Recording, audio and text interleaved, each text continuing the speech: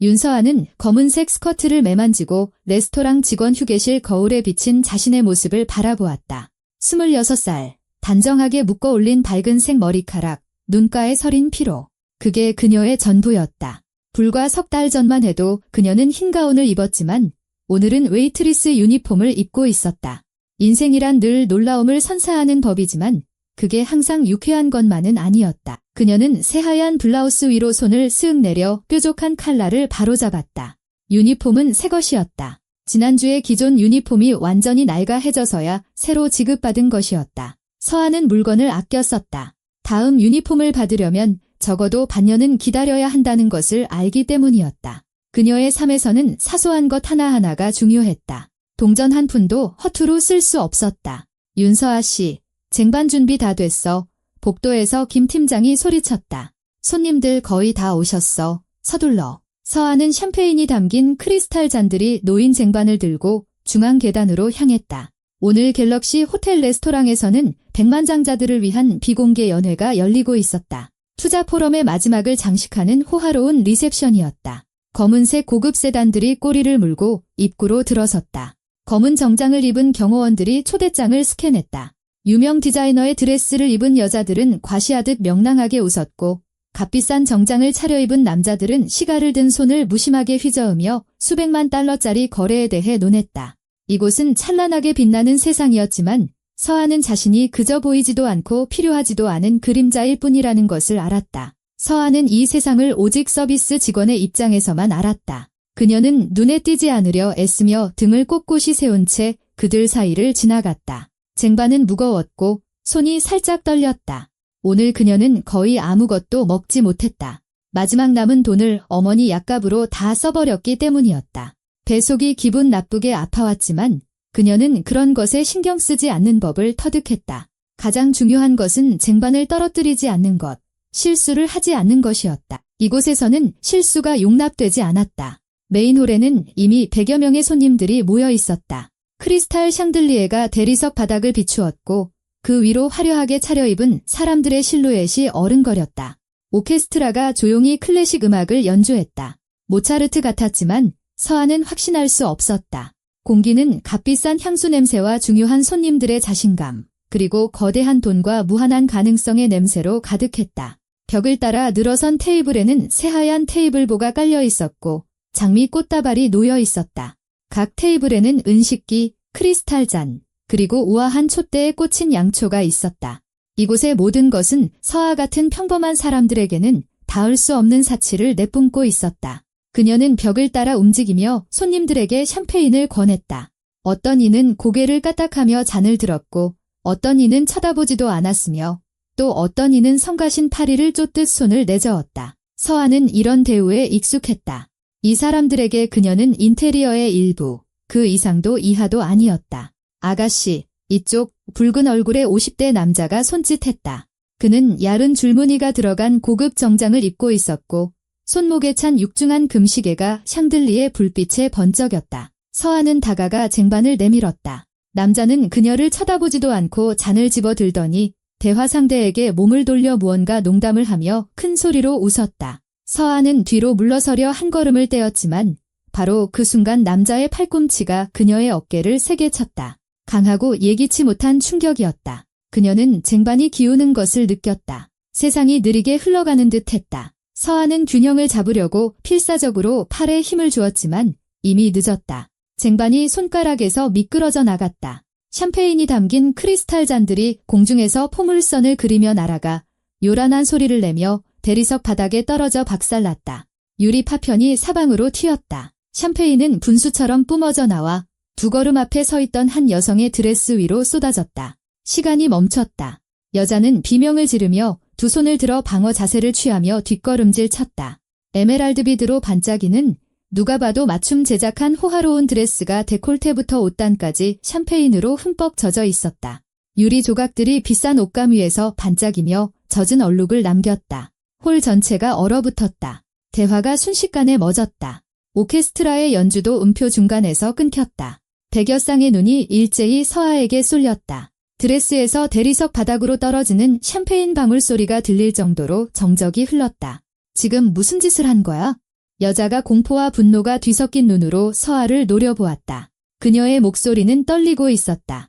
그 순간 키가 크고 어깨가 넓은 남자가 그녀에게 다가왔다. 흠잡을 데 없는 짙은 회색 정장이 다부진 체격에 완벽하게 어울렸다. 그의 얼굴은 차가웠고 날카로운 광대뼈와 얼음장 같은 눈빛을 가지고 있었다.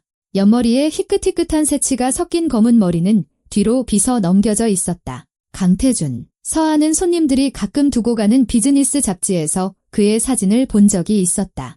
이 도시의 가장 큰 손 투자자 중 한 명으로 서울에서조차 그의 의견에 귀를 기울인다고 했다. 사업에서는 무자비하고 실수를 용납하지 않는다는 소문이 돌았다. 그리고 지금 서아는 그 소문이 틀리지 않았음을 깨달았다. 그는 서아의 팔꿈치를 너무나 세게 잡아 그녀는 하마터면 균형을 잃고 쓰러질 뻔했다. 그의 손가락이 살을 파고들어 날카로운 고통을 유발했다. 서아는 저도 모르게 신음을 내뱉었지만 그 소리는 목구멍 안에서 막혀버렸다. 이 드레스가 얼마짜리인 줄 알기나 해. 근본도 없는 년아? 그의 목소리는 낮았지만 단어 하나하나가 면도날처럼 날카로웠다. 그는 조용히 말했지만 이 정적 속에서는 모두가 그의 말을 들을 수 있었다. 내일부터 넌 청소부 자리도 못 구할 줄 알아? 알겠어. 내가 직접 그렇게 만들 테니. 서아는 고개를 들었다. 홀 안에는 100여 명의 사람들이 있었고 모두 그녀를 보고 있었다. 어떤 이는 동정의 눈빛으로, 어떤 이는 비웃으며 또 어떤 이는 노골적인 고소함을 드러냈다. 하지만 아무도 끼어들지 않았고 아무도 그녀를 변호해주지 않았다. 심지어 그녀를 밀친 남자마저도 아무 일 없다는 듯 자신의 샴페인 잔을 들여다보며 옆에 서 있었다. 그는 아무 상관 없었다. 그는 자신의 부와 지위로 보호받고 있었다. 죄송합니다. 서아가 속삭였다. 제가 그런 게 아니에요. 누가 저를 밀었어요. 닥쳐. 강태준이 그녀의 팔꿈치를 더욱 세게 움켜쥐며 으르렁거렸다. 어디서 변명이야? 그의 아내 최수연은 망가진 드레스를 살피며 옆에 서 있었다. 그녀는 아름다운 여자였다. 35살쯤 되었을까? 섬세한 이목구비와 길고 검은 머리카락을 가지고 있었다. 지금 그녀의 얼굴에는 충격과 혐오감이 뒤섞여 있었다. 태준 씨, 그만해요. 수현이 조용히 말했다. 그냥 이거 치우라고 해요. 강태준은 아내를 보았다가 다시 서아를 보더니 그녀를 옆으로 거칠게 밀쳤다. 서아는 거의 넘어질 뻔했다. 눈앞에서 꺼져. 그가 이를 악물고 말했다. 서아는 무릎을 꿇고 쟁반 위로 유리 조각을 줍기 시작했다. 손이 떨렸지만 울지 않았다. 단 한 방울의 눈물도 흘리지 않았다. 그녀는 오래전부터 감정을 억누르는 법을 배웠다. 눈물은 그녀가 부릴 수 없는 사치였다. 그녀는 날카로운 파편들을 걸어모았다. 그러다 조각 하나가 손가락을 베었다. 바닥으로 핏방울이 떨어졌지만 서아는 아랑곳하지 않고 묵묵히 일을 계속했다. 경호원 한 명이 다가와 말없이 쓰레받기와 빗자루를 건넸다. 서아는 고개 숙여 감사 인사를 하고 계속해서 유리를 쓸어 담았다. 딱딱한 대리석 바닥에 무릎이 아팠고 불편한 자세 때문에 등이 쑤셨지만 그녀는 기계적으로 사고의 흔적을 치워나갔다. 홀 안의 대화가 서서히 다시 시작되었다. 오케스트라도 다시 연주를 시작했다. 이번에는 경쾌하고 가벼운 곡이었다. 사건은 5분 만에 잊혔다. 손님들에게 이것은 그저 사소한 해프닝, 화려한 저녁에 스쳐 지나가는 에피소드일 뿐이었고 내일이면 기억조차 하지 못할 일이었다.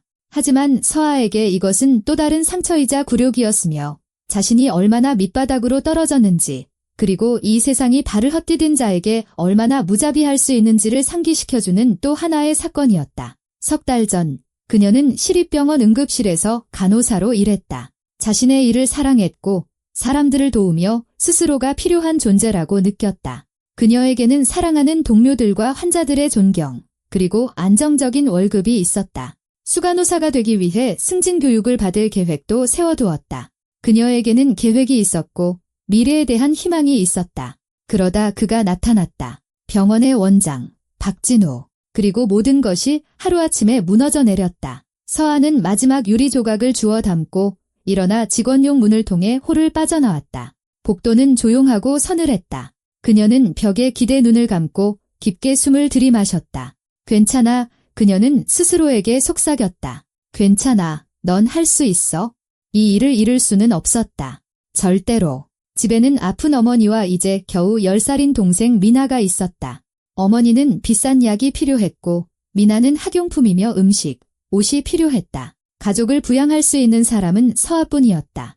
윤서아 씨, 김 팀장이 그녀를 불렀다. 거기 서서 뭐해? 주방 가서 새 쟁반 가져와. 빨리. 서아는 몸을 바로 세우고 주방으로 향했다. 일은 계속되었다. 저녁은 끝없이 길게 이어졌다. 서아는 음료를 나르고 더러운 접시를 치우고 웃어야 할 때는 웃고 침묵해야 할 때는 침묵했다. 그녀는 강태준과 그의 아내에게서 최대한 멀리 떨어져 있으려 했지만 몇 번이고 그들의 시선을 느꼈다. 수현은 이미 여자 화장실에서 운전기사가 급히 가져온 은청색의 새 드레스로 갈아입은 후였다. 그녀는 무언가 이해하려는 듯 호기심 어린 눈으로 서아를 쳐다보았고 강태준은 차가운 경멸의 시선으로 그녀를 쏘아보았다. 저녁 10시가 되자 대부분의 손님들은 디저트 테이블이 차려진 작은 홀로 자리를 옮겼다. 서아는 쟁반을 든 채 벽에 서서 누군가 샴페인이나 물을 더 요청하기를 기다리고 있었다. 그때 옆 홀에서 소음이 들려왔다.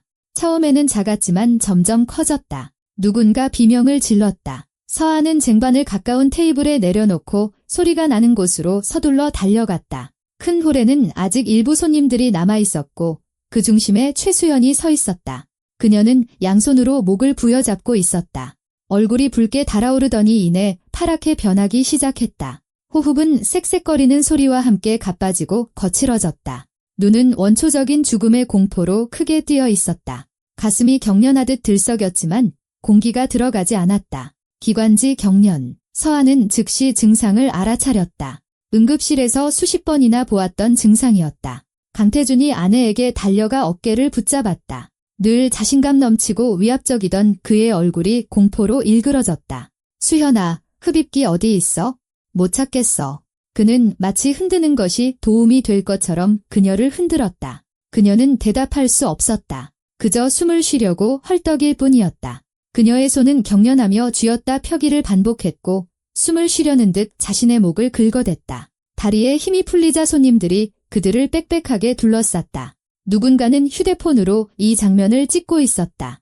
이 세상에서는 타인의 죽음마저 소셜미디어의 콘텐츠가 되었다. 어떤 이들은 어찌할 바를 모르고 서로 눈치를 봤다. 또 어떤 이들은 그저 굳은 얼굴로 서서 책임을 지게 될까 봐 감히 끼어들지 못했다. 예의라는 가면 뒤에 숨은 무관심. 구급차 불러요. 강태준이 소리쳤지만 그의 목소리는 공포로 떨리고 있었다. 수현은 무언가 말하려 했지만 겨우 쉰 목소리로 속삭일 수 있을 뿐이었다. 흡입기 가방. 서아는 인파를 비집고 들어갔다. 심장은 미친 듯이 뛰었지만 손은 흔들림 없었고 정신은 맑았다. 병원에서 일할 때 이런 발작을 수백 번은 보았다.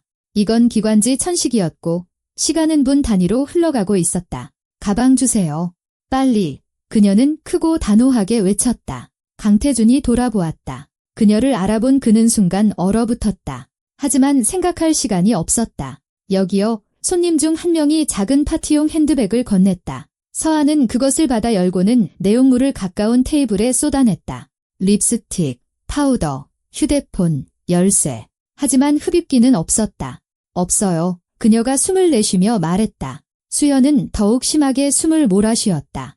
얼굴이 파랗게 질려가고 있었다. 그녀는 바닥으로 스르르 주저앉고 있었다. 강태준이 힘겹게 그녀를 부축했다. 서아는 벌떡 일어나 군중의 웅성거림을 뚫고 외쳤다. 천식 흡입기 가진 분 계세요? 아무거나 괜찮아요.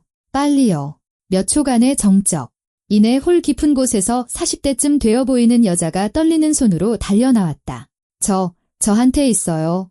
그녀는 핸드백에 손을 넣어 흡입기를 꺼냈다. 서아는 그것을 받아 수현 옆에 무릎을 꿇었다. 그녀의 손은 응급실에서 수십 번 해왔던 것처럼 자신 있고 빠르게 움직였다. 흡입기를 흔들어 수현의 입에 가져다 댔다. 숨을 깊게 들이마셔요. 그녀는 차분하고 또렷하게 말했다. 지금 저랑 같이 하나. 수현이 숨을 들이쉬려 애썼다. 서아는 밸브를 눌렀다. 다시 한 번. 천천히. 숨 참으세요. 영원처럼 느껴지는 몇 초가 흘렀다. 이윽고 수현의 호흡이 조금씩 고르게 돌아오기 시작했다. 다시 한 번 흡입. 또 한 번. 얼굴색이 돌아오기 시작했다. 쌕쌕거리는 소리가 잦아들었다. 서아는 여자의 상태를 주의 깊게 살피며 흡입기를 놓지 않았다. 1분 후 수현이 눈을 뜨고 그녀를 보았다. 고마워요. 그녀가 쉰 목소리로 말했다. 홀 안에는 완전한 정적이 흘렀다. 손님들은 마치 연극의 한 장면처럼 이 모든 것을 지켜보았다. 아무도 한마디도 하지 않았다. 누군가는 영상을 찍던 것이 부끄러운 듯 휴대폰을 내렸다. 누군가는 1시간 전 공개적으로 모욕당했던 여자의 눈을 차마 마주볼 수 없어 고개를 돌렸다. 공기 중에는 말 없는 죄책감이 떠돌았다. 강태주는 아내 옆에 무릎을 꿇고 있었다. 그의 얼굴은 땀으로 젖어 있었고 손은 떨리고 있었다. 값비싼 정장은 구겨져 있었고 넥타이는 비뚤어져 있었다. 그는 서아를 바라보았다. 그의 눈에는 충격과 안도, 그리고 아직 그 자신도 이해하지 못하는 무언가가 뒤섞여 있었다. 부끄러움. 자신이 모욕했던 그 여자 덕분에 인생에서 가장 중요한 사람을 잃을 뻔했다는 뒤늦은 깨달음. 마침내 그가 입을 열었다. 그의 목소리는 쉬어 있었고 부서져 있었다. 정말 죄송합니다. 서아는 천천히 무릎을 펴고 일어나 스커트의 먼지를 털어내고 그를 바라보았다. 무엇에 대해서요? 그녀는 조용히 물었지만 홀 안의 모든 사람이 그 말을 들었다. 강태주는 모든 손님들이 자신을 보고 있다는 것을 알았다. 1시간 전 그가 이 여자를 모욕할 때 함께 있었던 바로 그 손님들이었다. 그의 잔인함의 증인들이 이제 그의 회개의 증인이 되었다.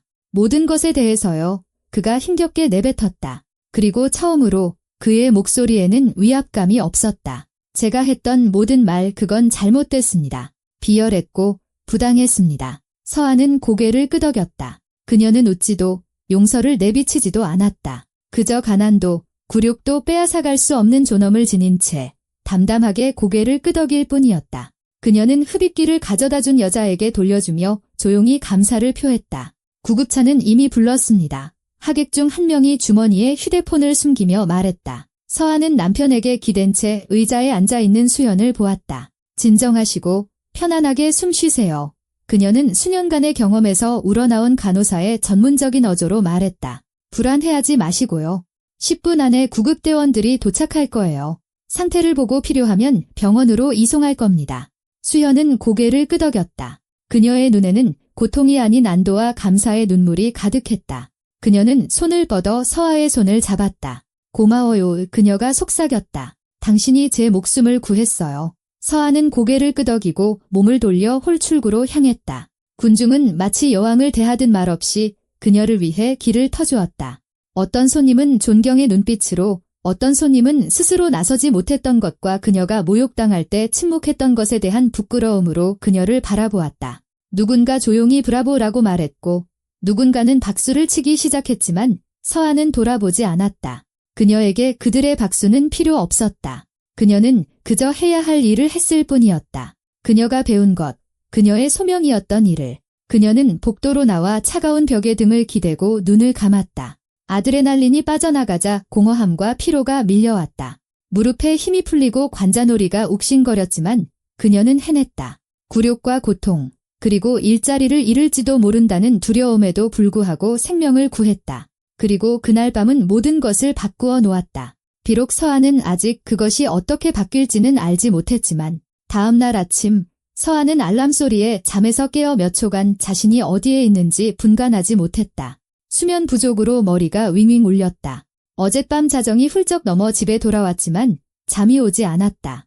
눈앞에는 어젯밤의 장면들이 아른거렸다. 깨진 유리잔, 강태준의 분노에 찬 얼굴, 숨막혀 하던 최수현, 겁에 질린 손님들의 얼굴. 모든 것이 머릿속에서 되풀이되며 동이 틀 때까지 그녀를 잠 못 들게 했다. 이내 기억이 돌아왔다.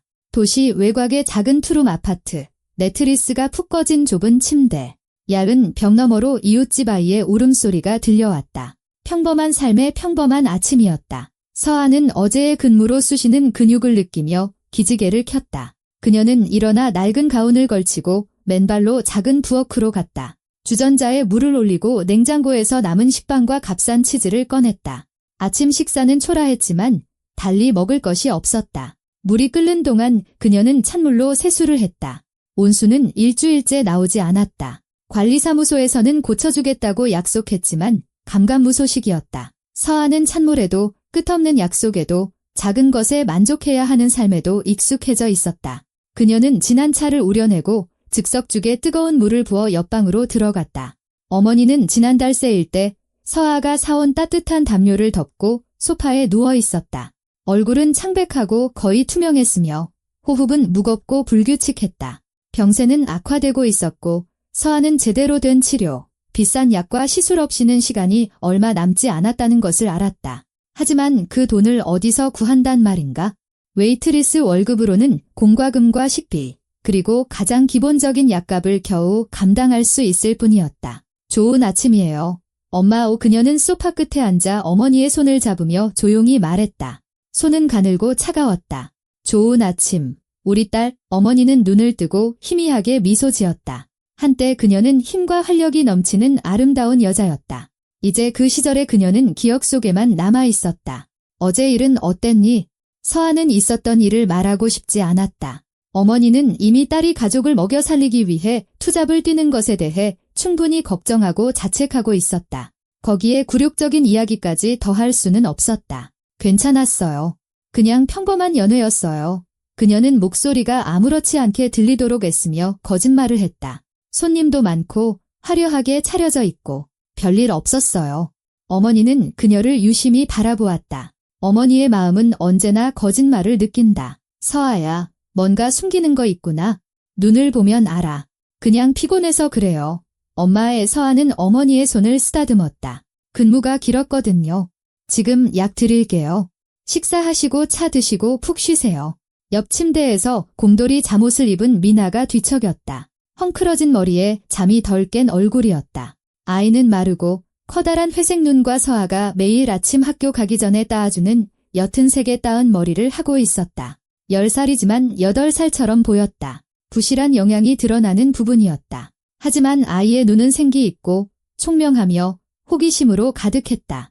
아이는 의사가 되는 것이 꿈이었다. 나 커서 언니처럼 사람들 치료해 줄 거야 라고 자주 말했다. 언니, 집에 있었네. 아이는 언니에게 달려와 꼭 껴안았다.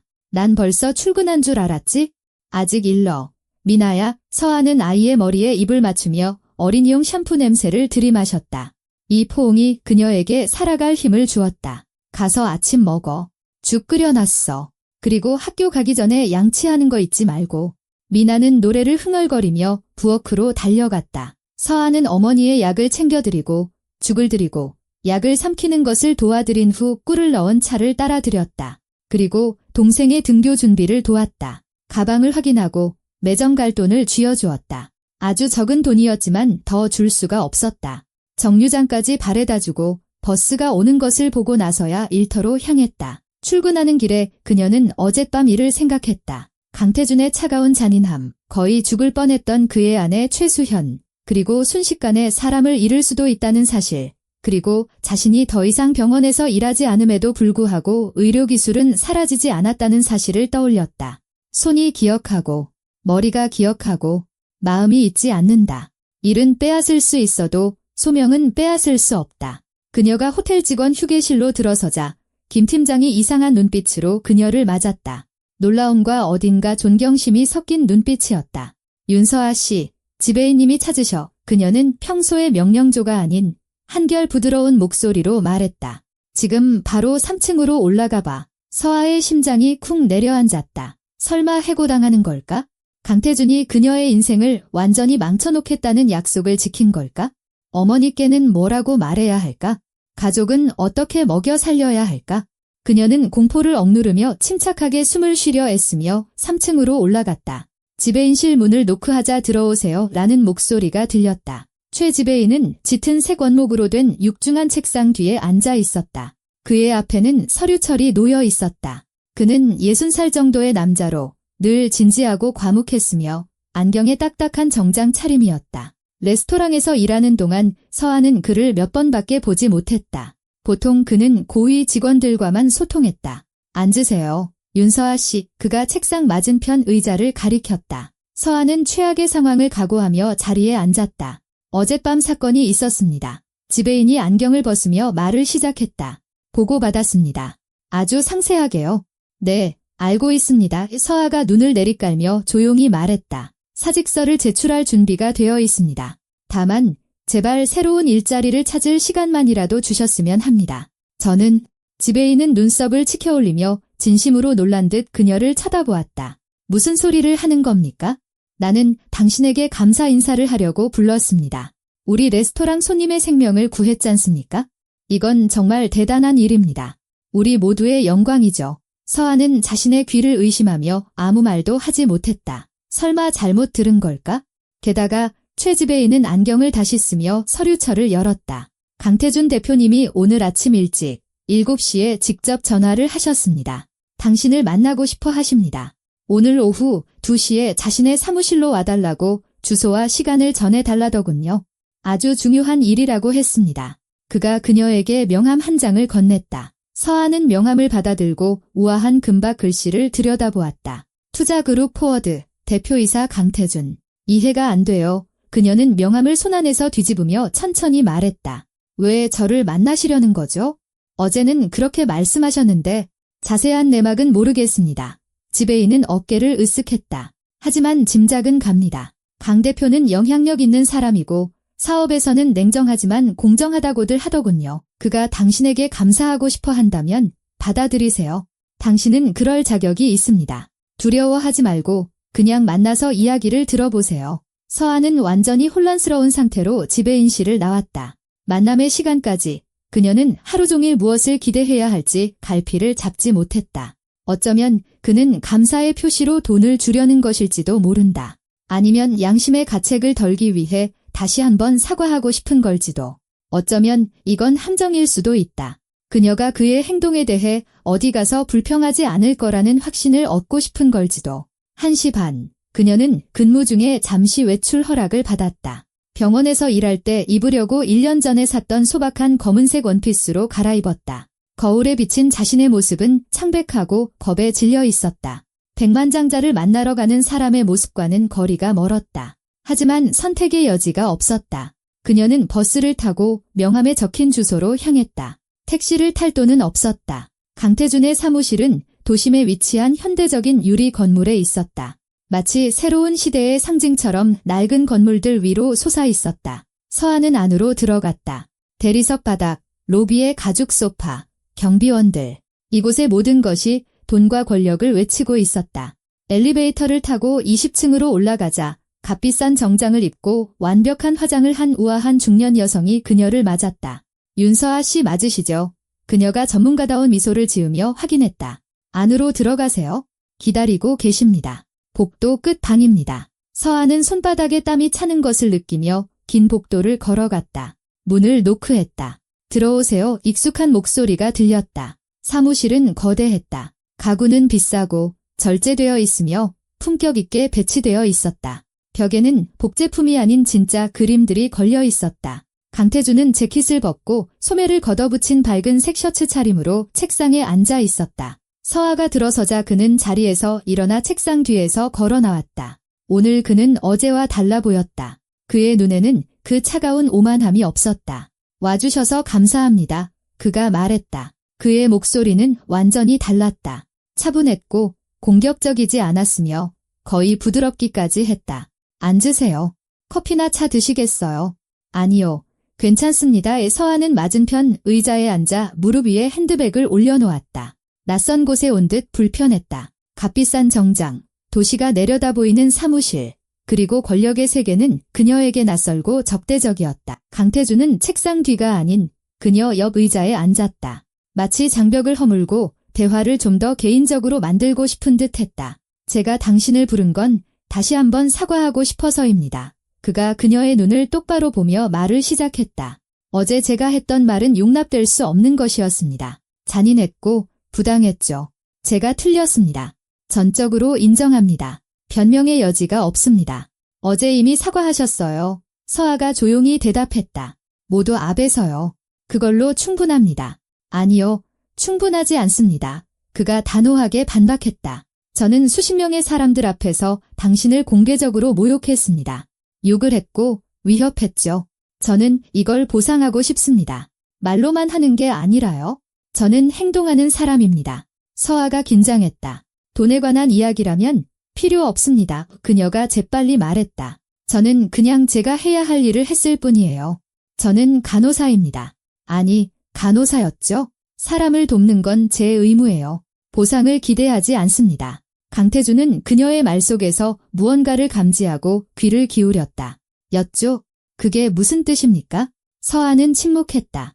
낯선 사람에게 자신의 이야기를 하고 싶지 않았다. 고통과 굴욕을 다시 떠올리고 싶지 않았다. 하지만 그의 진심 어린, 세심한 눈빛이 그녀로 하여금 입을 열게 만들었다. 3달 전, 저는 시립병원 응급실에서 일했습니다. 그녀는 단어를 고르며 천천히 말을 시작했다. 저는 제 일을 사랑했고, 유능한 전문가였습니다. 환자들은 감사했고, 의사들은 칭찬했죠. 저는 전문적으로 성장하고 싶다는 꿈을 꿨습니다. 하지만 그러다 해고당했습니다. 무슨 이유로요? 강태준이 몸을 앞으로 기울이며 물었다. 서아는 손을 꼭 쥐었다. 3달이 지난 지금도 이 이야기를 하는 것은 고통스러웠다. 병원의 박진우 원장이 압력을 가하기 시작했어요. 그녀는 잠시 말을 멈추고 용기를 냈다. 그는 제가 그와 함께 있기를 원했어요. 동료로서가 아니라 다른 의미로요. 여러 핑계를 대며 원장실로 불렀고 칭찬을 하고 몸에 손을 댔습니다. 저는 거절했어요. 그건 용납할 수 없는 일이라고 말했죠.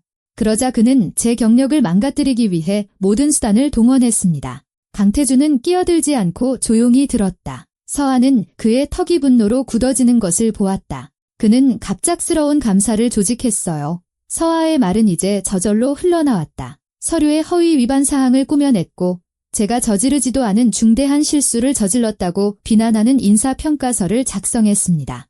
그리고는 조항을 들어 저를 해고했어요. 간호사에게는 거의 적용하지 않는 조항이었죠. 그녀의 목소리가 떨렸다. 그리고는 시내 다른 병원 원장들에게 모두 전화를 걸어 제게 대해 거짓말을 했어요. 제가 무능하고 환자들을 위험에 빠뜨렸으며 알코올 문제가 있다고. 전부 거짓말이지만 누가 확인하겠어요. 해고당한 간호사의 말과 병원장의 말, 누구를 믿겠어요. 그녀가 말을 마쳤을 때 사무실에는 침묵이 흘렀다. 강태준은 일어나 창가로 다가가 도시를 내려다보았다. 그의 등은 굳어 있었고 주먹은 꽉 쥐어져 있었다. 그 인간이 그가 돌아보지 않은 채 천천히 말했다. 복수심 때문에 당신의 경력을 망가뜨린 거군요. 단지 당신이 거절했다는 이유만으로. 네, 서아가 조용히 대답했다. 아무도 끼어들지 않았고 아무도 도와주지 않았어요. 동료도, 변호사도. 제가 누구에게 하소연할 수 있었겠어요? 서아가 씁쓸하게 웃었다. 그는 인맥도 있고 돈도 있고 의료계에서 영향력도 있죠. 하지만 저는 아무것도 아니에요. 인맥도 없고 변호사를 살 돈도 없는 평범한 간호사일 뿐이죠. 강태준이 그녀에게 돌아섰다. 서아는 그의 눈에서 분노를 보았다. 그녀를 향한 분노가 아니었다. 이 상황, 박진우, 그리고 그런 자들이 처벌받지 않고 타인의 인생을 망가뜨리도록 내버려 두는 시스템에 대한 분노였다. 지금은 어떻게 지내고 있습니까? 서아는 고개를 숙였다. 여기는 좁은 동네예요. 모두가 서로를 알죠? 시립병원 원장이 그런 말을 하는 간호사와 엮이고 싶어 하는 사람은 아무도 없어요. 이력서를 20곳에 넣었지만 모두 거절당했습니다. 청소부로도 받아주지 않더군요. 그래서 웨이트리스로 일하기 시작했어요. 제가 할 수 있는 유일한 일이었죠. 그녀는 고개를 들었다. 저는 가족을 부양해야 해요. 어머니와 여동생이요. 어머니는 편찮으시고 비싼 약이 필요해요. 제가 겨우겨우 사드리고 있죠. 동생은 10살이고 학교에 다녀요. 제가 유일한 가장이에요. 강태준은 다시 의자로 돌아와 앉았다. 당신은 의료계로 돌아가야 합니다. 그가 단호하게 말했다. 당신에게는 재능과 기술, 그리고 소명이 있습니다. 어제 당신은 저를 포함한 다른 모든 사람들이 그저 서서 어찌할 바를 모를 때 제 아내의 생명을 구했습니다. 당신이 쟁반을 나르고 있어서는 안 됩니다. 그건 잘못된 일이에요. 말은 쉽죠. 서아가 고개를 저었다. 하지만 어떡해요? 아무도 저를 받아주지 않을 거예요. 박진우가 그걸 지켜보고 있을 텐데요. 강태준이 몸을 앞으로 숙였다. 그의 시선이 단호하고 결연해졌다. 제가 돕겠습니다. 감사해서가 아니라 정의를 위해서입니다. 당신이 당한 일은 용납될 수 없습니다. 범죄 행위예요. 그리고 그 박진우라는 자는 자신의 행동에 대해 책임을 져야 합니다. 법에 따라서요. 어떻게요? 서아가 불신에 차 물었다. 대표님은 모르세요. 그는 제 친구가 한 명 있습니다. 강태준이 휴대폰을 꺼냈다. 이정훈, 수사과장입니다. 직무상 범죄, 부패, 직권남용을 전문으로 다루죠. 당신이 한 말이 사실이라면 그리고 저는 당신을 믿습니다만 박진우를 직권남용, 명예훼손, 심지어 성적인 행위 강요 혐의로 형사처벌받게 할 수 있습니다. 서아는 그 말들을 소리내어 듣자 온몸이 차가워지는 것을 느꼈다. 무서웠다. 저는 복수를 원하지 않아요. 그녀가 속삭였다. 그냥 일터로 돌아가고 싶을 뿐이에요. 사람들을 치료하고 돕고 싶어요. 그게 제가 꿈꾸는 전부예요. 이건 복수가 아닙니다. 강태준이 단호하게 말했다. 정의입니다. 큰 차이가 있죠? 박진우가 당신에게 그랬다면 다른 사람들에게도 그랬을 겁니다. 그리고 그를 멈추지 않는 한 앞으로도 계속 그럴 거고요. 얼마나 더 많은 간호사를 해고할까요? 얼마나 더 많은 인생을 망가뜨릴까요? 당신이 이걸 멈출 수 있습니다. 그는 번호를 누르고 휴대폰을 귀에 댔다. 서아는 심장이 미친 듯이 뛰는 것을 느끼며 앉아 있었다. 정훈아, 나 태준이다. 내 도움이 필요해. 응, 급한 일이야. 지금 내 사무실에 직무상 범죄의 피해자가 된 아가씨가 한 명 있어. 오늘 우리 좀 만나줄 수 있나? 그래. 내 사무실에서 30분 후에. 좋아. 고맙다. 그는 통화를 마치고 서아를 보았다. 이 형사가 30분 후에 여기로 올 겁니다. 그에게 모든 것을 자세히 이야기하세요. 그가 상황을 판단하고 법적으로 무엇을 할 수 있는지 말해줄 겁니다. 두려워요. 서아가 목소리를 떨며 고백했다. 박진우는 이 도시에서 영향력 있는 사람이에요. 만약 아무것도 안 되면 그는 제 인생을 더 힘들게 만들 거예요. 저를 완전히 짓밟아버릴 거예요. 아무것도 안 되는 경우는 딱 하나입니다. 당신이 아무것도 하지 않을 때죠. 강태준이 부드럽게 말했다. 하지만 두렵다면 이해합니다. 결정은 당신에게 달렸어요. 아무도 강요하지 않을 겁니다. 당신의 선택이어야 해요. 서아는 그의 말을 곱씹으며 조용히 앉아 있었다. 그녀는 정말로 두려웠다. 모든 것이 더 나빠질까 봐 두려웠다. 박진우의 복수가 두려웠다. 거짓말쟁이, 히스테리 환자로 몰릴까 봐 두려웠다. 하지만 다른 한편으로 지금보다 더 나빠질 수 있을까? 그녀는 싫어하는 일을 하며 푼돈을 벌고 있었고 어머니의 제대로 된 치료비를 낼 수도 없었고 동생에게 필요한 모든 것을 줄 수도 없었다. 그리고 박진우는 계속해서 원장 자리에 앉아 다른 여자들을 모욕하고 처벌받지 않은 채로 남아있었다. 그때 그녀는 미나를 떠올렸다. 의사가 되는 것이 꿈이라던 어린 동생, 사람들을 치료하고 싶어 라고 말하던 아이. 서아는 동생에게 어떤 본보기를 보여주고 있는 걸까? 침묵하고 견뎌야 한다는 것, 강한 자는 항상 이기고 약한 자는 고개를 숙일 수밖에 없다는 것을 보여주고 있는 걸까? 아니, 그녀는 그렇게 할 수 없었다. 하겠어요. 그녀는 조용하지만 단호하게 말했다. 모두 다 이야기할게요. 30분 후 이정훈 형사가 사무실로 들어왔다. 40대쯤의 남자로 짧게 깎은 머리에 다부진 체격, 그리고 사람을 꿰뚫어 보는 듯한 날카로운 눈빛을 하고 있었다. 그는 딱딱한 검은 정장을 입고 있었고 걸음걸이는 자신감이 넘쳤다. 그의 모습에서는 수년간의 경찰 생활이 묻어났다. 그는 강태준과 악수를 나눈 뒤 서아에게 돌아서서 손을 내밀었다. 수사과장 이정훈입니다. 그가 가벼운 미소를 지으며 자신을 소개했다. 강 대표가 전화로 대략적인 이야기는 했습니다만 모든 것을 당신에게 직접 들어야 합니다. 모든 세부사항을 말씀해 주실 수 있겠습니까? 서아는 고개를 끄덕였다. 강태준이 물 한 잔을 가져다 주었고 그녀는 감사히 몇 모금 마시며 생각을 정리했다. 어디서부터 시작해야 할까요? 그녀가 망설이며 물었다. 처음부터요. 이정훈이 수첩과 펜을 꺼내며 말했다. 병원에서 언제부터 일하기 시작했고 문제는 언제부터 시작되었는지, 사건이 어떻게 전개되었는지 서두르지 말고 자세히 말씀해 주세요. 서아는 다시 이야기를 시작했다. 이번에는 날짜, 이름, 구체적인 말과 상황을 떠올리며 더 자세하게 말했다. 박진우가 처음 업무 시간표 논의를 핑계로 그녀를 원장실로 불렀던 일, 퇴근 후에 남게 해서 집까지 태워주겠다고 제안했던 일, 이중적인 의미의 칭찬을 했던 일, 어느 날 그녀의 어깨를 그리고 허리를 만졌던 일, 그리고 그녀가 매번 정중히 거절하며 거리를 두려 애썼던 일, 그리고 마침내 그가 노골적으로 제안했던 일, 그는 경력, 승진, 월급을 도와줄 수 있다고, 그녀가 유망한 아가씨이며 자신이 그녀의 후원자가 되어줄 수 있다고 말했다. 서아는 명확하고 단호하게 거절했다. 그것은 용납할 수 없는 일이며 자신은 그를 상사로만 생각하고 제발 자신을 내버려 두라고 말했다.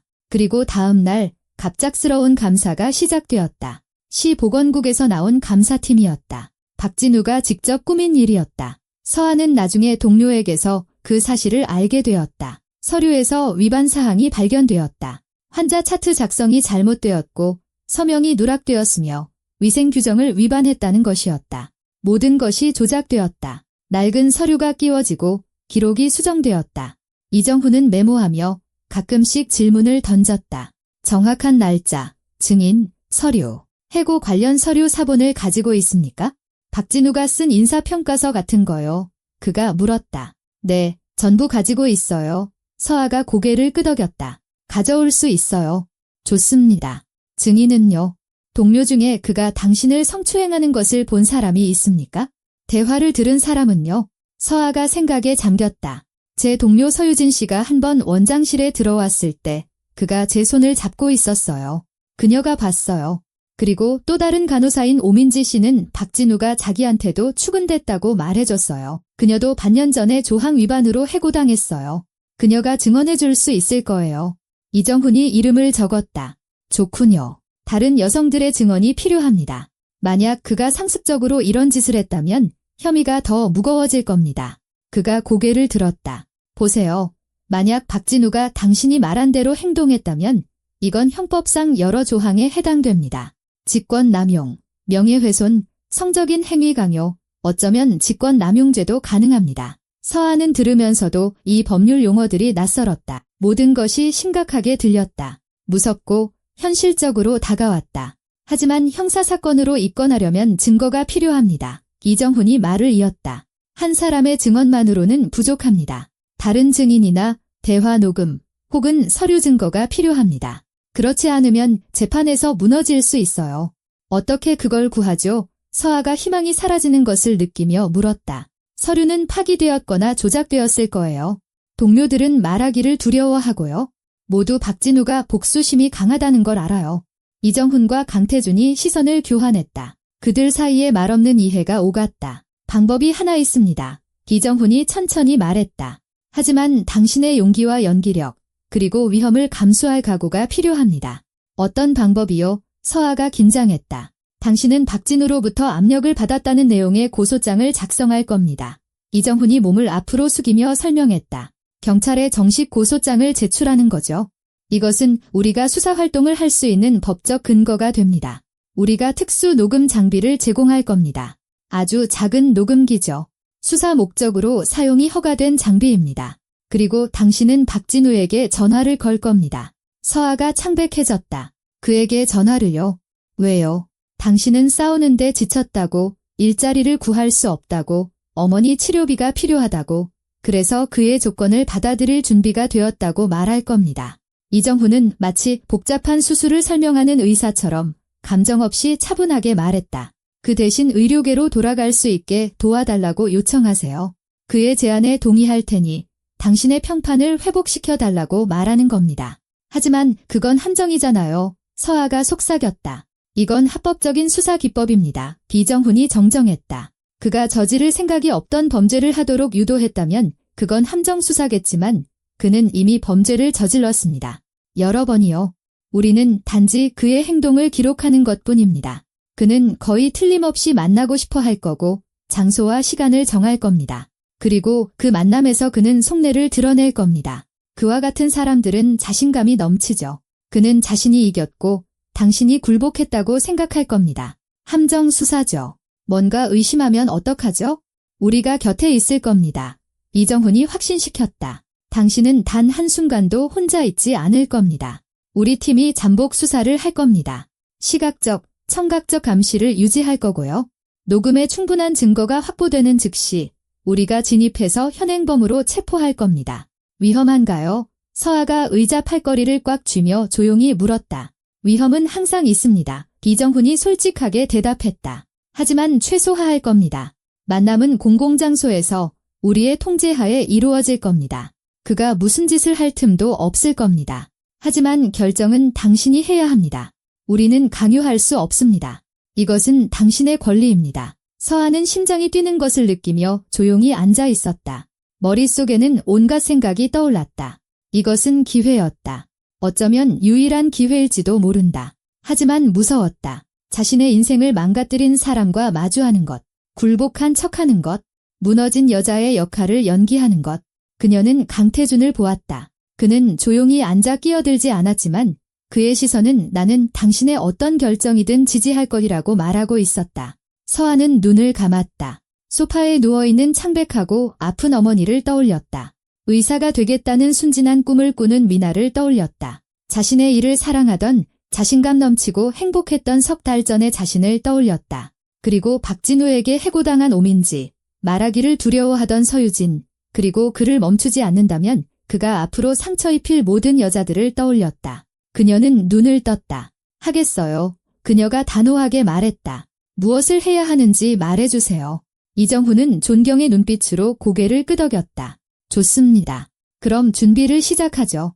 그는 수첩에 3페이지를 펼쳤다. 첫째, 고소장을 작성할 겁니다. 모든 사실을 자세히 기재해서요. 제가 올바르게 작성하도록 돕겠습니다. 둘째, 사전 교육을 실시할 겁니다. 어떻게 행동해야 하는지, 무엇을 말해야 하는지, 그의 말에 어떻게 반응해야 하는지 가르쳐 드릴 겁니다. 셋째, 기술 장비를 점검할 겁니다. 녹음은 잡음 없이 선명해야 합니다. 언제 하게 되나요? 서아가 물었다. 고소장은 오늘 작성합니다. 사전 교육은 내일, 박진우에게 전화하는 건 모레, 모든 것이 준비되었을 때 할 겁니다. 서두를 필요는 없습니다. 모든 것을 세세하게 계획해야 합니다. 다음 2시간 동안 그들은 고소장을 작성했다. 서아는 박진우와의 모든 대화, 모든 압력의 순간들을 하나하나 떠올렸다. 이정훈은 기록하고 법적으로 명확하게 문장을 다듬고 질문을 던졌다. 강태준은 옆에 앉아 조용히 그녀를 지지했다. 고소장이 완성되었을 때 서아는 떨리는 손으로 서명했다. 공식 문서에 찍힌 그녀의 서명은 모든 것을 돌이킬 수 없게 만들었다. 이제 돌아갈 길은 없었다. 이제 수사활동을 할 근거가 마련되었습니다. 이정훈이 서류를 파일에 넣으며 말했다. 내일 오전 10시에 이 주소로 오세요. 그가 카드에 주소를 적어주었다. 우리 경찰서입니다. 자세한 사전 교육을 하고 장비를 지급하고 가능한 모든 대화 시나리오를 연습할 겁니다. 서아는 카드를 받고 고개를 끄덕였다. 직장에는 뭐라고 말해야 하죠? 별다른 말은 할 필요 없습니다. 이정훈이 대답했다. 평소처럼 행동하세요. 이 계획에 대해서는 아무에게도, 심지어 가까운 사람에게도 말하지 마세요. 아는 사람이 적을수록 좋습니다. 정보가 박진우에게 새어나가서는 안 됩니다. 만남이 끝났다. 이정훈이 필요한 모든 것을 준비하겠다고 약속하며 먼저 떠났다. 서아는 강태준과 단둘이 남았다. 고맙습니다. 그녀가 조용히 말했다. 믿어주셔서, 그리고 도와주셔서요. 감사할 필요 없습니다. 강태준이 고개를 저었다. 제가 당신에게 감사해야죠. 수연이를 구해준 것, 그리고 제게 중요한 교훈을 가르쳐준 것에 대해서요. 어떤 교훈이요? 서아가 놀라며 물었다. 사람을 지위로 판단해서는 안 된다는 교훈입니다. 그가 대답했다. 어제 저는 당신을 보고 그저 웨이트리스라고만 생각했습니다. 사람을 본 게 아니라 유니폼을 본 거죠. 당신에게도 자신만의 사연, 어려움, 꿈이 있다는 생각은 하지 않았습니다. 그냥 모욕하고 지나쳐버렸죠. 그는 잠시 말을 멈췄다. 아세요? 저는 평생 사업을 해왔습니다. 냉정하고 요구가 많은 것에 익숙해졌죠. 사람들이 저를 두려워하는 것에 익숙해졌습니다. 그래야 한다고 생각했어요. 힘이란 다른 사람이 나를 두려워하는 것이라고. 하지만 어제 깨달았습니다. 진정한 힘이란 더 약한 사람을 돕는 것, 자신의 실수를 인정하는 것, 약해 보이는 것을 두려워하지 않는 것이라는 거려. 나는 그의 말을 들으며 마음이 한결 가벼워졌다. 그렇게 영향력 있고 강력한 사람이 변할 수 있다는 사실에 제가 바래다 드리겠습니다. 강태준이 일어서며 말했다. 그리고 한 가지 제안이 있습니다. 수연이가 당신을 만나서 직접 감사를 표하고 싶어 합니다. 혹시 내일 저녁에 저희 집에 저녁 식사하러 오실 수 있을까요? 잘 모르겠어요. 서아가 당황했다. 부담스럽게 하고 싶지 않아서요. 부담스럽지 않습니다. 강태준이 미소 지었다. 당신은 제 아내의 생명의 은인입니다. 그녀는 당신을 더 알고 싶어 해요. 저도 마찬가지고요. 오세요. 수현이 요리를 아주 잘합니다. 서아는 생각하다가 고개를 끄덕였다. 네, 알겠습니다. 감사합니다. 강태준은 그녀를 엘리베이터까지 배웅하고 작별 인사를 하며 악수를 청했다. 힘내세요. 서아 씨, 모든 게 잘 될 겁니다. 저는 그렇게 믿습니다. 서아는 건물을 나와 버스 정류장으로 향했다. 저녁이 오고 있었다. 도시는 불을 밝히기 시작했다. 저기 어딘가 자신의 사무실에 박진우가 앉아 있을 것이다. 자신의 무죄를 확신하며, 그리고 서아는 무겁지만 결연한 마음으로 집으로 걸어가고 있었다. 앞으로 며칠은 끔찍하겠지만 그녀는 준비가 되어 있었다. 자신을 위해, 어머니와 미나를 위해, 그리고 박진우가 상처 입혔고 앞으로 상처 입힐 모든 여자들을 위해. 다음 날 아침, 서아는 가슴에 무거운 감정을 안고 잠에서 깼다. 밤새 악몽을 꿨다. 박진우, 그의 차가운 시선, 그의 위협. 그녀는 식은땀을 흘리며 몇 번이나 깼지만 다시 잠들면 같은 꿈을 꾸었다. 알람이 울렸을 때 그녀는 몸이 부서질 것 같았지만 결심은 사라지지 않았다. 오히려 두려움이 일을 끝까지 마무리하려는 그녀의 의지를 더욱 굳건하게 만들었다. 그녀는 가족에게 아침 식사를 차려주고 미나를 학교에 보낼 준비를 하고 어머니께 약을 드린 후 이정훈이 알려준 주소로 향했다. 경찰서는 낡은 동네의 회색빛 평범한 건물이었다. 서아는 경비원에게 신분증을 보여주고 정문을 통과해 3층으로 올라갔다. 이정훈이 복도에서 그녀를 맞아 작은 회의실로 안내했다. 그곳에는 이미 사복 차림의 남자 3명이 앉아 있었다. 그의 팀 소속 형사들이었다. 서아 씨, 인사하세요. 이정훈이 말했다. 이쪽은 데니스, 올렉, 그리고 콘스탄틴입니다. 박진우와의 만남 동안 당신의 엄호를 맡아줄 겁니다. 저와 오랫동안 함께 일해온 베테랑들입니다. 남자들은 고개를 끄덕이며 인사했다. 모두 30대 후반에서 40대 초반으로 전문가의 진지한 얼굴을 하고 있었다. 앉으세요. 이정훈이 의자를 가리켰다. 사전 교육을 시작하겠습니다. 할 일이 많습니다. 다음 3시간은 마치 연극 준비 같았다. 이정훈은 박진우와 어떻게 대화를 이끌어가야 하는지, 어떤 표현을 사용해야 하는지, 그의 말에 어떻게 반응해야 하는지 설명했다. 가능한 대화 시나리오를 적고 답변을 연습했다. 중요한 건 그가 솔직하게 말하도록 유도하는 겁니다. 이정훈이 방 안을 서성이며 말했다. 그가 자신이 했던 일, 당신을 어떻게 해고했는지, 평판을 어떻게 망가뜨렸는지, 그리고 자신의 조건에 대해 스스로 말하게 만드세요. 그가 많이 말할수록 사건에 유리해집니다. 만약 그가 함정이라고 의심하면요? 서아가 물었다. 의심하지 않을 겁니다. 데니스가 자신 있게 말했다. 그런 사람들은 자신감이 넘치거든요. 그는 당신이 무너졌고 절망이 당신을 굴복시켰다고 생각할 겁니다. 그에게는 승리죠. 그리고 승리자들은 위험을 생각하지 않습니다. 그 후 이정훈은 동전 크기의 작은 녹음 장치를 꺼냈다. 어떻게 켜고 어디에 부착해야 하는지 보여주었다. 이건 인증된 장비입니다. 그가 설명했다. 녹음 내용은 법정에서 증거로 채택될 겁니다. 음질은 아주 좋습니다. 수신 반경은 15m고요. 옷 안쪽에 부착할 거라 아무도 눈치채지 못할 겁니다. 그들은 기술적인 세부 사항을 점검하고 통신 상태를 확인했다. 서아는 머리를 풀어가린 채 아주 작은 이어폰을 착용했다. 만약 상황이 잘못될 경우 이정훈이 이 이어폰을 통해 대화 중에 힌트를 줄 수 있었다. 이제 가장 중요한 부분입니다. 이정훈이 서아 맞은편에 앉아 그녀의 눈을 보았다. 전화. 당신은 오늘 저녁 6시에 박진우에게 전화를 걸 겁니다. 그 시간이면 보통 진료를 마치고 사무실에 혼자 있을 겁니다. 차분하고 약간 지친 목소리로 절망감이 섞인 톤으로 말하세요.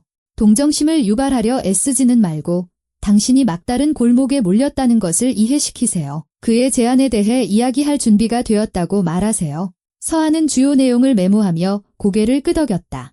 만약 그가 만나기를 거절하면요.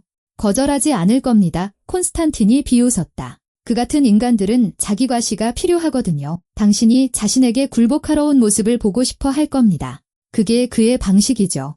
하루는 고통스러울 정도로 길었다. 서아는 집에 돌아와 평소처럼 행동하려 애썼지만 어머니는 무언가 이상하다는 것을 눈치챘다. 딸아, 뭔가 긴장해 있구나. 점심 식사 중에 어머니가 말했다. 무슨 일 있니? 아니에요. 엄마의 서아는 어머니의 손을 쓰다듬었다. 그냥 일에 대해 생각이 많아서 그래요. 괜찮으니까 걱정 마세요. 저녁 5시, 그녀는 집에서 나와 집 근처 조용한 공원으로 갔다. 휴대폰을 꺼내 병원에서 일할 때 적어두었던 박진우의 번호를 보았다. 손이 떨렸다. 그녀는 이정훈에게 전화를 걸었다. 준비됐어요. 그녀가 말했다. 좋습니다. 그가 대답했다. 우리는 대기 중입니다. 녹음을 시작합니다. 행동하세요. 서아는 깊게 숨을 들이쉬고 몇 초간 눈을 감아 마음을 다잡았다.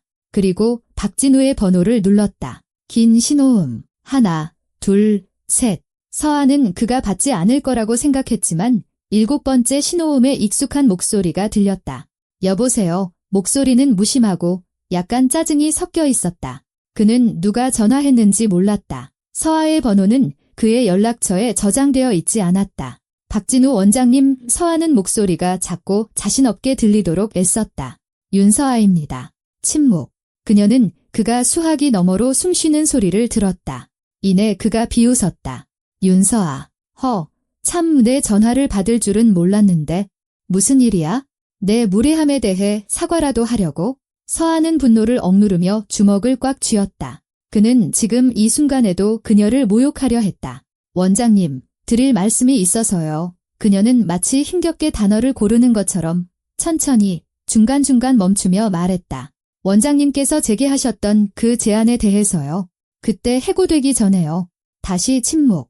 하지만 이번에는 그 침묵 속에서 흥미가 느껴졌다.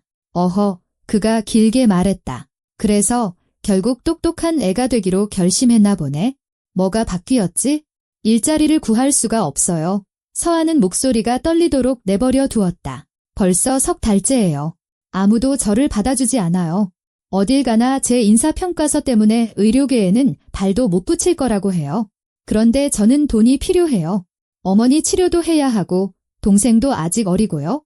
지금 웨이트리스로 일하고 있지만 이걸로는 부족해요. 거봐. 박진우의 목소리에 거만한 비웃음이 섞였다. 내가 경고했잖아. 나 없이는 아무데도 못 갈 거라고. 하지만 그때 넌 너무 거만했지, 안 그래? 서아는 그가 말하도록 내버려두며 침묵했다. 스스로 속내를 드러내도록. 그래서 이제 어쩔 건데? 그가 말을 이었다. 자존심은 다 사라졌나? 굶는 것보다 내 조건을 받아들이는 게 낫다고 생각했나 보지? 이야기할 준비가 됐어요. 서아가 조용히 말했다. 만약 원장님께서 제가 의료계로 돌아갈 수 있게 도와주신다면 인사평가서를 수정해 주시고 취직을 도와주신다면 많은 걸 바라지 않아요. 그냥 일할 기회를 주세요. 박진우가 웃었다. 짧고 승리감에 찬 웃음이었다. 물론 도와줄 수 있지. 그건 문제도 아니야. 내 말 한마디면 넌 시내 어느 병원이든 들어갈 수 있어. 하지만 도움에는 대가가 따른다는 건 알겠지? 알고 있어요. 서아는 눈을 감고 억지로 말을 이었다. 똑똑하네. 박진우가 만족스럽게 말했다. 그럼 얘기는 끝났군. 만나서 자세한 얘기를 하자고. 내일 저녁 7시에 공원로에 있는 카페 오보야지 알지? 거기 조용하고 눈에 잘 띄지 않는 곳이야. 올 거지? 갈게요. 서아가 대답했다. 좋아. 그리고 늦지 마. 기다리는 거 싫어하니까 그는 잠시 말을 멈췄다가 비웃으며 덧붙였다. 그리고 있잖아. 서아야. 내가 정신 차려서 다행이다. 인생은 흐름을 거스르지 않을 때 더 편한 법이거든. 내일 보자. 그가 전화를 끊었다. 서아는 이마에 땀방울이 맺히는 것을 느끼며 휴대폰을 든 채 서 있었다. 그녀는 해냈다. 대화가 녹음되었다. 전화가 울렸다. 이정훈이었다. 훌륭했습니다. 그가 말했다. 녹음 상태 깨끗하고 모든 게 다 들립니다. 그가 직접 당신에게 제안을 했고 평판을 망가뜨렸으며 특정 조건을 대가로 모든 것을 바로잡아줄 수 있다고 확인했습니다. 이것만으로도 좋은 기반이 됩니다. 내일 만남에서 확실하게 마무리 짓죠. 이제 뭘 해야 하죠? 서아가 물었다. 내일 오후 5시에 우리 경찰서로 오세요. 장비 설치하고 통신 확인하고 미리 현장에 가서 엄호팀을 배치할 겁니다. 모든 것은 통제하에 있을 겁니다. 우리를 믿으세요. 서아는 집에 돌아와 저녁을 준비하고 미나를 재웠다. 어머니는 이미 잠들어 있었고 호흡은 고르게 쉬고 있었다. 서아는 부엌에 앉아 차를 마시며 내일 일을 생각했다. 24시간 후면 모든 것이 바뀔 수도 있고 아닐 수도 있었다. 만약 박진우가 그들이 생각하는 것보다 더 신중하다면? 그가 무언가 의심한다면? 저녁에 강태준에게서 전화가 왔다. 서아 씨, 어떻게 됐습니까? 이 형사에게 전화가 성공적이었다고 들었습니다. 네, 그녀가 대답했다. 내일 만나요. 정말 잘 해내고 계십니다. 강태준의 목소리에는 진심 어린 지지가 담겨 있었다. 쉽지 않은 일이라는 거 압니다. 하지만 해내실 겁니다. 그리고 잊지 마세요. 내일 모든 게 끝나면 저희 집으로 저녁 식사하러 오세요. 수연이가 특별한 걸 준비할 겁니다. 그런 긴장 뒤에는 휴식이 필요할 테니까요. 감사합니다. 서아는 그의 말에서 따뜻함을 느꼈다. 모든 것에 대해서요. 다음 날은 안개 속처럼 지나갔다. 서아는 호텔에서 일하고 쟁반을 나르고 손님들에게 미소 지었지만 생각은 먼 곳에 가 있었다. 시간은 느리게 흐르다가 갑자기 빨라졌다. 그리고 어느새 오후 5시, 그녀는 경찰서로 향하고 있었다. 이정훈과 그의 팀이 그녀를 맞았다. 그들은 장비를 확인하고 블라우스 안쪽에 마이크를 부착하고 지시를 내렸다. 중요한 건 침착함입니다. 이정훈이 말했다. 우리는 옆 테이블에 앉아 있을 겁니다. 콘스탄틴은 웨이터로, 데니스는 창가 손님으로 위장할 겁니다. 올렉은 밖에서 차 안에 있을 거고요. 수신 반경은 15m입니다. 위험을 느끼면 암호를 말하세요. 바람 좀 쐬고 와야겠어요라고 즉시 진입하겠습니다. 알겠습니다. 서아는 모든 것을 기억하려 애쓰며 고개를 끄덕였다. 그들은 30분 일찍 카페 보야지로 가서 각자 자리를 잡았다. 서아는 약속 시간 5분 전에 안으로 들어가 약속한 대로 구석 테이블에 앉았다. 차를 주문했지만 긴장 때문에 마실 수가 없었다. 정확히 7시 문이 열리고 박진우가 들어왔다. 그는 값비싼 회색 정장에 깔끔하게 다듬은 수염, 그리고 거만한 미소를 띤 얼굴이었다. 그는 주위를 둘러보다가 서아를 발견하고 그녀의 테이블로 향했다. 인사도 없이 맞은편에 앉아 소유자의 시선으로 그녀를 훑어보았다. 왔군요. 그가 재킷을 벗어 의자 등받이에 걸며 말했다. 그러고 보니 그 말이 맞나 보네. 자존심은 득 될 게 없다는 말. 똑똑한 여자들도 조만간 다 현실주의자가 되거든. 서아는 찻잔을 꽉 쥐고 억지로 그를 쳐다보았다. 원장님, 저는 상의하러 왔습니다. 상해. 그가 비웃으며 말을 잘랐다. 뭘 상의할지 다 알아. 넌 의료계로 돌아가고 싶겠지? 내가 인사평가서를 수정해주고 취직시켜주길 바라겠지? 맞나? 네. 서아는 고개를 끄덕였다. 가능하지. 박진우가 의자에 거만하게 기대 앉았다. 내가 시내 어느 병원이든 전화 한 통이면 돼. 내 말 한마디면 널 받아줄 거야. 원한다면 우리 병원으로 복직시켜줄 수도 있고. 모든 게 내 손에 달려있지? 그 대가로 뭘 원하시는데요? 서아가 조용히 물었다. 박진우가 비웃었다. 너 똑똑한 애잖아. 내가 뭘 원하는지 스스로 알 텐데. 내가 3달 전에 제안했었지? 넌 거절했고. 아주 무례하게 말이야. 그동안 뭐가 바뀌었지? 저에게 선택의 여지가 없다는 걸 깨달았어요. 서아는 연습했던 말을 내뱉었다. 원장님 도움 없이는 제가 빠져나갈 수 없다는 거려. 제대로 깨달았군. 박진우가 고개를 끄덕였다. 거봐, 3달을 헛되이 보냈잖아. 진작 동의했으면 지금쯤 일하면서 월급도 받고 있었을 텐데. 그런데 지금은 이틀 있으라니. 그가 경멸적으로 비웃었다. 갤럭시 호텔 연회에서 널 봤어. 거기서 쟁반이나 나르고 있더군. 웃기지 않나? 학위까지 있는 간호사가 쟁반이나 나르다니. 서아는 분노를 억누르며 이를 악물었다. 그는 그녀의 굴욕을 즐기고 있었다. 그래서 도와주실 건가요? 그녀가 물었다. 물론 도와주지. 박진우가 몸을 앞으로 숙였다. 하지만 먼저 조건을 논의하자고. 난 자선사업가가 아니거든. 알겠어? 알고 있어요. 서아는 억지로 그의 눈을 마주 보았다. 그럼 이렇게 하자. 박진우가 마치 계약을 논의하는 것처럼 사무적으로 말했다. 내가 인사평가서를 수정해서 좋게 만들어주지. 시립새병원 원장에게 전화할게. 마침 거기 내과에 간호사 자리가 하나 났거든. 거기로 널 꽂아주지. 월급도 괜찮고 근무 시간도 편할 거야. 넌 일주일 후에 출근하고 그 대가로. 서아는 심장이 뛰는 것을 느꼈다. 박진우는 노골적으로 그녀를 훑어보았다. 그의 시선에는 욕정과 거만함 외에는 아무것도 없었다. 그 대가로 넌 뭐랄까 감사 표시를 해야지. 그가 비웃었다. 일주일에 한 번씩 만나는 거야? 내가 외곽에 조용한 아파트가 하나 있거든. 아무도 몰라. 내가 부를 때 오면 돼. 그리고 바보 같은 지디나 거절은 없어. 알겠나? 서아는 혐오감에 속이 뒤틀리는 것을 느꼈다. 하지만 그녀는 고개를 끄덕였다. 만약 제가 나중에 동의하지 않으면요? 박진우가 웃었다. 그럼 모든 게 원래대로 돌아가는 거지? 내가 내 평판을 다시 망가뜨릴 거야? 지금보다 더 심하게. 내가 먼저 나한테 들러붙었다가 나중에는 협박하려 했다고 모두에게 말할 거야. 누가 믿겠어? 20년 경력의 병원장인 나를? 아니면 조항 위반으로 해고당한 너를? 그가 더 가까이 몸을 기울였다. 그의 목소리가 거칠어졌다. 그러니 잘 생각해. 동의하고 일하든가 아니면 지금처럼 아무것도 아닌 채로 남든가.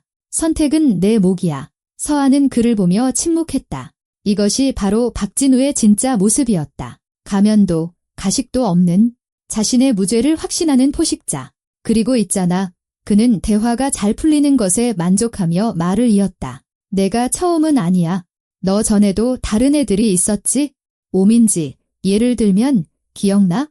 걔도 처음에는 거만하더니 나중에는 동의하더라고. 반년 동안은 괜찮았는데 질려서 해고했지? 지금은 접수처에 새로운 애가 일하고 있어. 지수라고 착하고 말 잘 듣는 애야. 서아는 듣고 있었다. 그의 모든 말이 녹음되고 있었다. 모든 자백, 모든 위협. 그는 스스로 무덤을 파고 있었다. 그것도 모른 채. 그러니 빨리 결정해. 박진우가 시계를 보았다. 나 시간 없어. 예스, 아니면 노. 서아가 대답하려고 입을 열었지만 바로 그 순간 카페 문이 활짝 열렸다. 이정훈과 2명의 형사가 들어왔다. 얼굴은 굳어 있었고 단호했다. 박진우가 돌아보다가 그들을 보고 창백해졌다. 뭐야? 그가 일어서며 중얼거렸다. 이정훈이 테이블로 다가와 신분증을 꺼내 보였다. 박진우 씨, 그가 공식적인 어조로 말했다. 범죄 혐의로 당신을 체포합니다. 당신은 묵비권을 행사할 권리가 있으며 당신이 하는 모든 말은 법정에서 불리하게 작용할 수 있습니다. 박진우는 입을 벌린 채 일어섰다. 아무 말도 하지 못했다. 그의 얼굴은 창백해졌다가 붉어졌고 이내 얼룩덜룩해졌다. 그는 서아를 보았다. 그의 눈에는 충격이 서려 있었다. 내가 날 함정에 빠뜨렸어. 그가 숨을 내쉬었다. 서아는 등을 꼿꼿이 펴고 일어섰다. 분노도 승리감도 없이 그저 차분하게 그를 바라보았다. 아니요, 그녀가 조용히 말했다. 원장님 스스로 함정에 빠진 거예요. 3달 전에도, 그리고 오늘도. 그리고 여자들을 모욕하면서 모든 게 괜찮을 거라고 생각했던 그 모든 시간 동안이요. 데니스와 콘스탄틴이 박진우에게 다가가 그를 돌려세우고 수갑을 채웠다. 그는 여전히 충격에 빠져 저항하지 않았다. 이건 실수야. 그가 갑자기 소리쳤다. 난 아무 짓도 안 했어. 저 여자가 먼저 왔어. 먼저 제안했다고요. 이건 함정 수사야. 우리는 당신의 대화 녹음 파일을 가지고 있습니다. 이정훈이 차분하게 대답했다. 그리고 어제 통화 녹음도요. 거기서 당신은 직접 그녀에게 제안을 했고 평판을 망가뜨렸으며 특정 대가를 받고 모든 것을 바로잡아줄 수 있다고 확인했습니다. 모든 게 녹음되었고 사건의 증거로 첨부될 겁니다. 박진우는 카페 밖으로 끌려나갔다. 서아는 다리에 힘이 풀리는 것을 느끼며 의자 등받이를 붙잡고 서 있었다. 이정훈이 그녀에게 다가와 어깨에 손을 얹었다. 해냈습니다. 그가 존경심을 담아 말했다. 훌륭하게 해냈습니다. 이제 모든 것은 수사팀과 법원의 손에 달렸습니다. 앞으로 어떻게 되나요? 서아가 물었다. 지금 그를 경찰서로 연행해서 체포 절차를 밟을 겁니다. 내일은 신문과 녹음 파일 감정이 있을 거고요. 다른 피해자들의 증언도 확보할 겁니다. 오민지 씨, 서유진 씨 같은 분들이요. 병원 서류도 조사할 거고요. 시간이 좀 걸리겠지만 이제 사건을 멈출 수는 없습니다. 서아는 고개를 끄덕였다. 공허했지만 동시에 안도감을 느꼈다. 일은 끝났다. 다음 2달은 하루처럼 지나갔다. 수사는 신속하고 철저하게 진행되었다. 이정훈은 서아에게 진행 상황을 계속 알려주었고 정기적으로 전화해서 수사 경과를 설명해 주었다. 첫 번째 돌파구는 오민지의 증언이었다. 그녀는 박진우가 체포된 다음 날 뉴스를 통해 사건을 알게 되자마자 경찰서로 찾아왔다. 그녀는 서아의 이야기와 비슷한 자신의 이야기를 털어놓았다. 성추행, 압력, 해고 위협. 거절하자 그녀는 조작된 이유로 해고당했고 인사평가서도 망가졌다. 오민지는 신문중에 울면서 경찰에 가는 것이 두려웠다고 말했다. 아무도 자신을 믿어주지 않을 거라고 생각했다고. 그 다음에는 서유진이 왔다. 그녀는 여전히 병원에서 일하고 있었고 박진우가 서아를 성추행하는 것을 목격했다고 증언했다. 그가 여러 핑계로 간호사들을 원장실로 불렀으며 많은 여직원들이 그와 단둘이 있는 것을 두려워했다고 확인해 주었다. 박진우가 대화 중에 언급했던 접수처 직원 김지수도 증인으로 나섰다. 그녀는 일자리를 잃을까 봐 반년 동안 그의 성추행을 참아왔다고 고백했다. 이제 그가 체포되자 그녀는 진실을 말할 용기를 냈다. 새로운 증인이 나올 때마다 혐의는 더욱 굳어졌다. 검찰은 병원 서류를 감사하여 수많은 위반 사항, 기록 조작, 허위 감사 보고서, 그리고 재정 비리를 발견했다. 박진우는 여성을 성추행했을 뿐만 아니라 병원 예산도 횡령하고 있었다. 사건은 눈덩이처럼 불어났다. 체포 한 달 후 법원은 박진우에게 구속영장을 발부했다. 그의 변호사들은 가택연금을 요청하려 했지만 검사는 증인에 대한 압력 행사 위험을 이유로 구속 수사를 주장했다. 서한은 수사관에게 여러 번 진술했다. 매번 그 기억을 떠올리고 이야기하고 다시 겪는 것은 힘들었다. 하지만 그녀는 버텼다. 강태준과 최수현은 서아에게 진정한 친구가 되어주었다. 박진우가 체포되던 날 밤, 서아는 결국 그들의 집에 저녁 식사를 하러 갔다. 수현은 그녀를 따뜻하게 맞이하고 껴안으며 생명을 구해준 것에 대해 감사했다. 그들은 삶, 어려움, 꿈에 대해 오랫동안 많은 이야기를 나누었다. 수현은 그 연회장에서 보았던 모습과는 전혀 다른 사람이었다. 소박하고 솔직하며 친절한 여자였다. 그녀는 오랫동안 자선 활동을 해왔으며 보육원과 쉼터를 돕고 있다고 말했다. 그리고 서아에게 도움을 제안했다. 구걸 같은 돈이 아니라 일자리로. 우리에게는 자선재단이 있어요. 수현이 말했다. 저소득층 가정의 아이들을 위해 무료 건강검진을 주최하죠. 간호사와 의사가 필요해요. 도와줄 수 있을까요?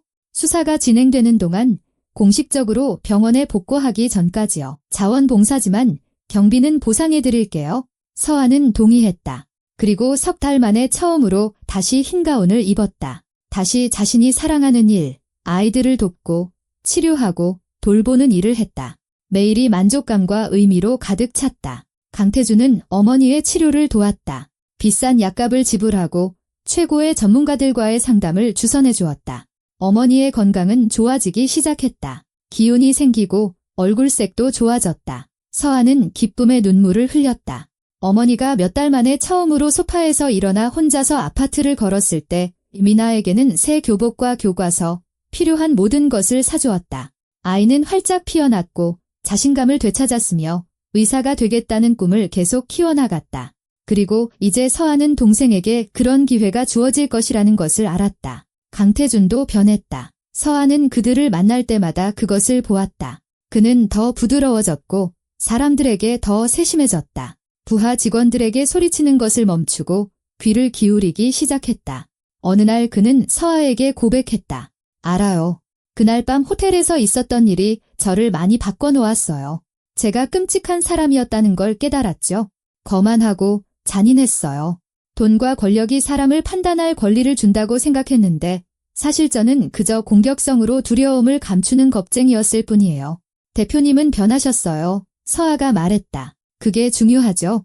당신 덕분이에요. 그가 대답했다. 당신이 진정한 힘이 무엇인지 보여줬어요. 돈이나 권력에 있는 게 아니라 모욕을 당할 때조차 인간으로 남는 것에 있다는 거요.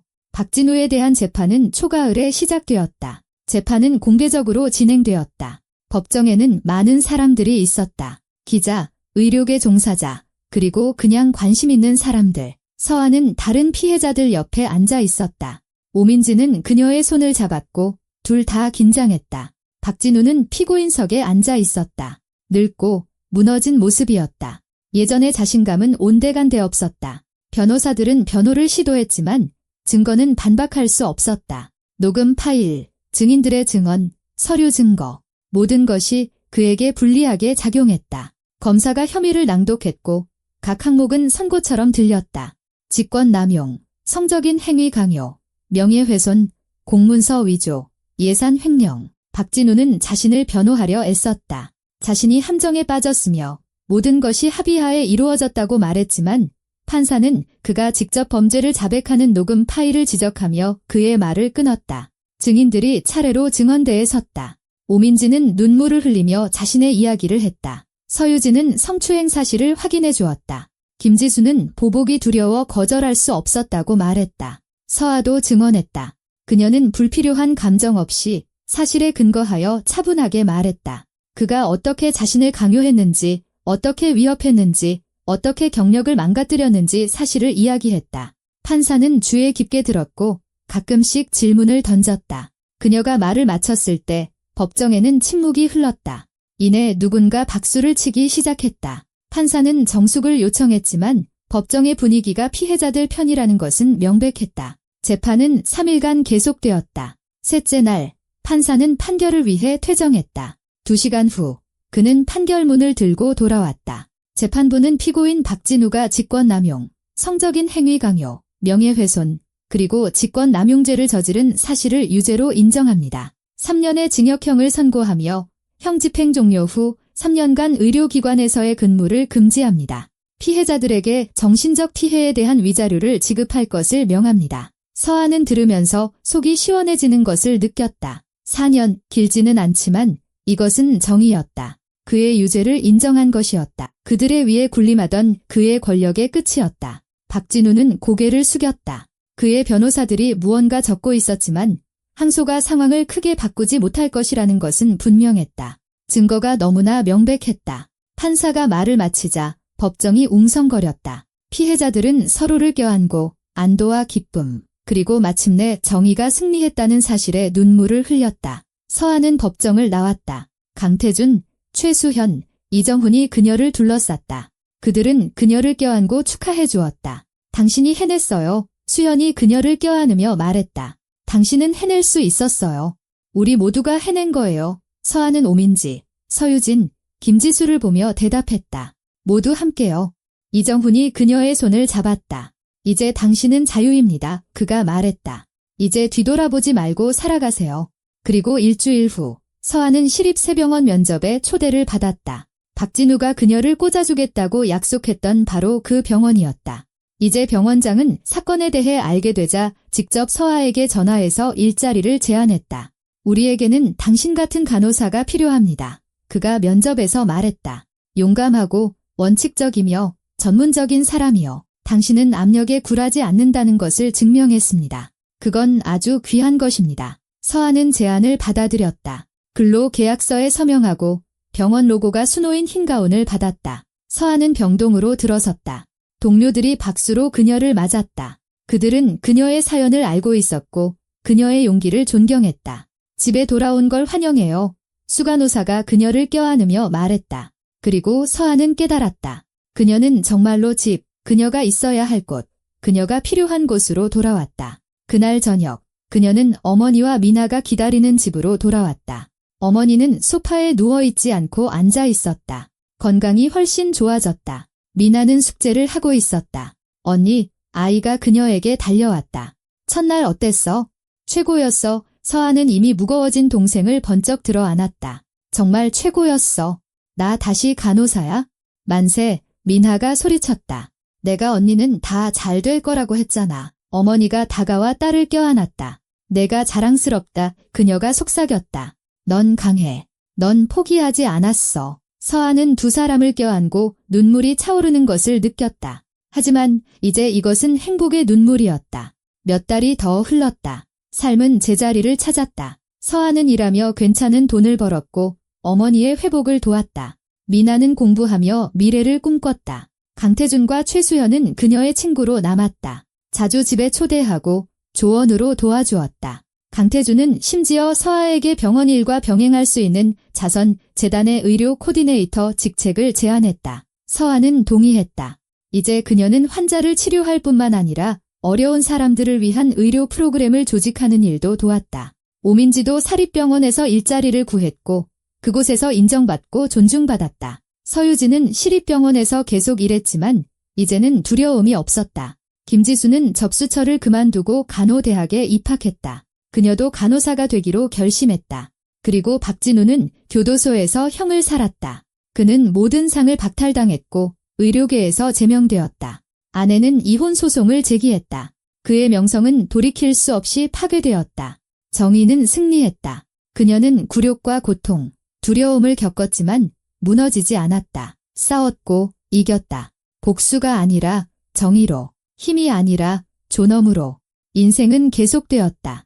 그리고 이제 서한은 내일을 확신할 수 있었다.